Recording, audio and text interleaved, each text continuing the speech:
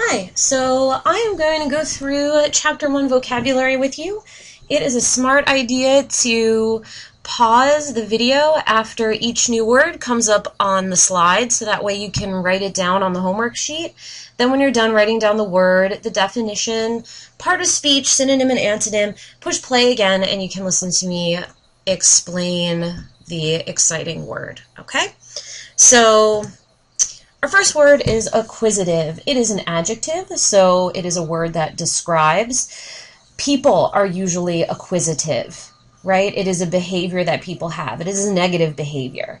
It means able to get and retain ideas or information concerned with acquiring wealth or property. Like I said, normally it is a negatively toned word. It's someone who wants a lot of whatever it is. That's why I see greedy here.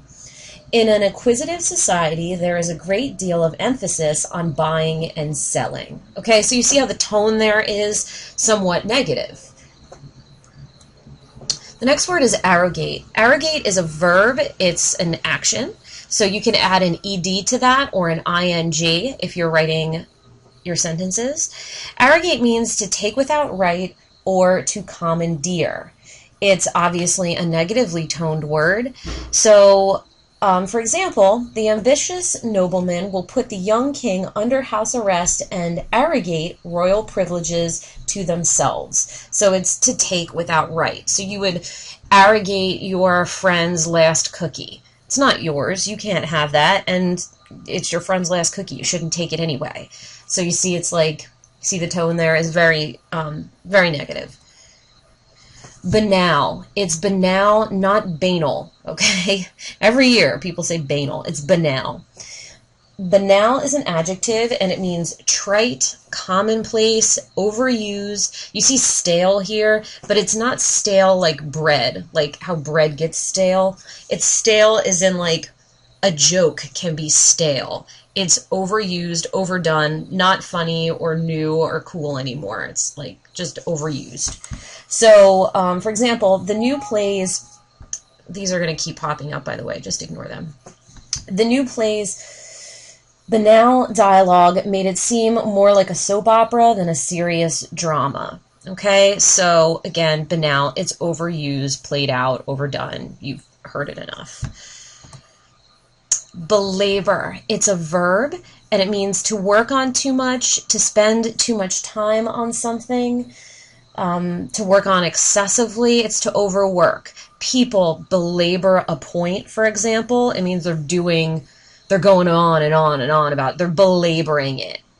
So, for example, his tendency to belabor the small points often made him miss the big picture. Normally you belabor a point or you belabor an issue. You work on it too much. You spend too much time on it. You're not going to like belabor a house. Right? You're not like working on your house too much. That's not what it means. Working on it in terms of mentally spending too much time on it. Carping. Carping is an adjective, but it is also a noun. It is not written on here as a noun, but make sure you do write that down. It is a noun. It's an adjective and a noun. So carping means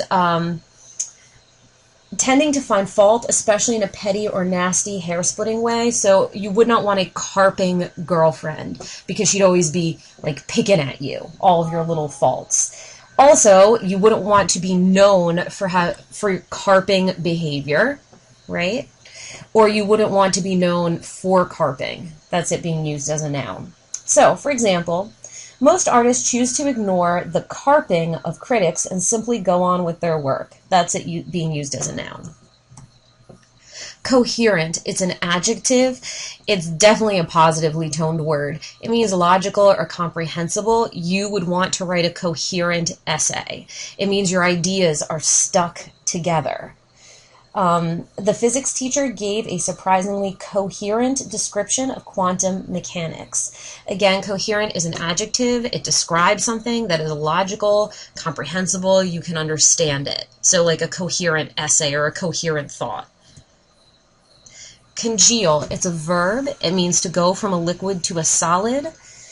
If you do not wash the dishes right away, the food on them will congeal. So it'll go from a liquid to like a solid, gross ickiness. So most often this word is used to describe food. You're really never going to hear it described with anything else outside of food.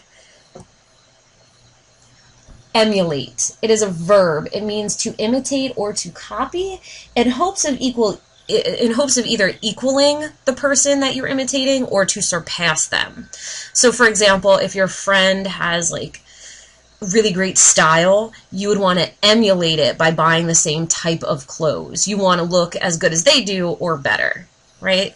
So for example, most beginning writers try to emulate a great writer and later develop their own individual styles. Okay, so see, it's the act of trying to imitate someone else in order to be just as good as them or a little bit better.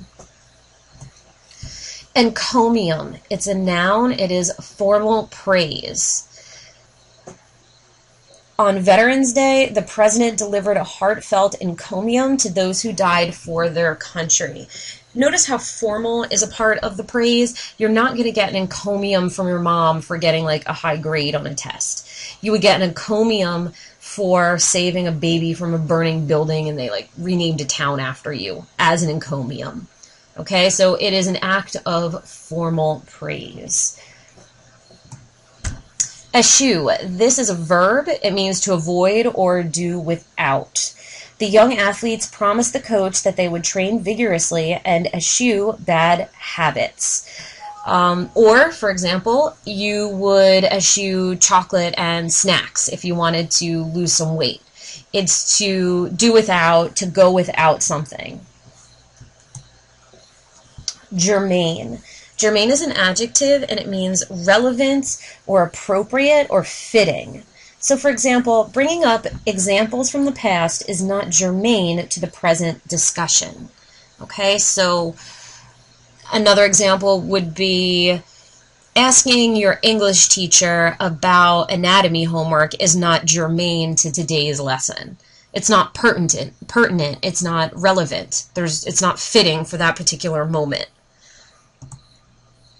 Insatiable is an adjective. It means unable to be satisfied and never happy. It's a need that is so great that it can never be satisfied. This is definitely a negative thing. You would never want to be known for having an insatiable hunger for something. Because again, whatever you're hungry for is probably negative. So an example would be people with an insatiable appetite for gossip often do not have compelling stories of their own. Okay, so you wouldn't, for example, have an insatiable need to help the poor. It wouldn't work that way. Insatiable is going to be a desire for something that's most often negative.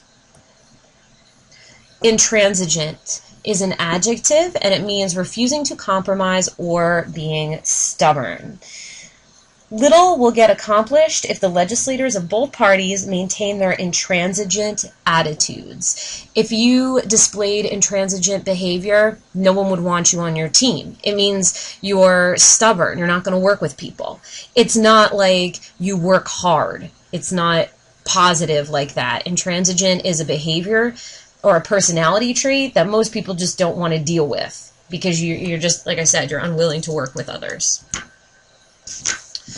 Invidious. It is an adjective and it means offensive or hateful, tending to cause bitterness or resentment. Bosses should avoid making invidious comparisons between their employees. So it's not just making invidious comparisons like that kind of hurt your employees a little bit. It's really offensive, so much so that your employees would grow to really resent you and hate you. So it would be invidious comparisons, invidious speech, an invidious comment at dinner, that kind of thing. Largesse is a noun, and it means generous in giving, lavish or bountiful contributions, generosity. The university was the fortunate beneficiary of the largesse of many of their graduates. So it means generosity. You want to be known for your largesse, your generosity to others. Reconnaissance. It's a noun, and it means a survey made for military purposes. Most often this always has to do with the military or spies or the government's or police work, you would not, I don't know, issue a reconnaissance of the cafeteria, for example. You just wouldn't use the word in that way. Most often, it, like I said, it has to do with surveying the area of an enemy during a battle or something of that nature. Substantiate, it's a verb and it means to prove or to confirm.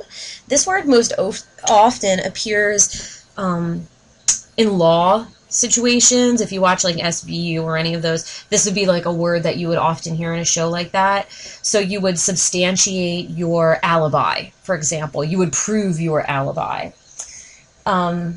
The prospector was unable to substantiate his claim of the land where the gold was found. You are unable to confirm or to validate. Taciturn is an adjective.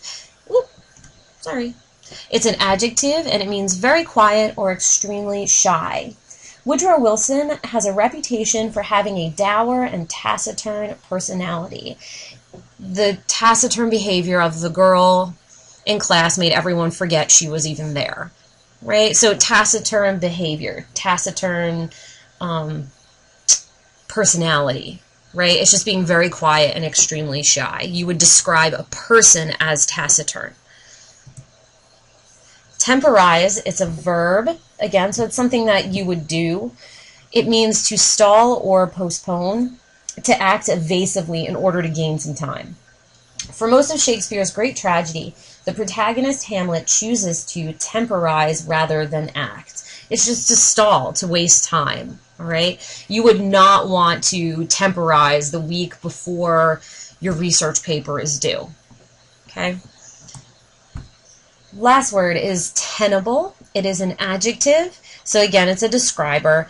It describes a noun. It means justifiable or defensible, capable of being held or defended. The researchers put forth a tenable theory, but their conclusions would be reviewed carefully by others.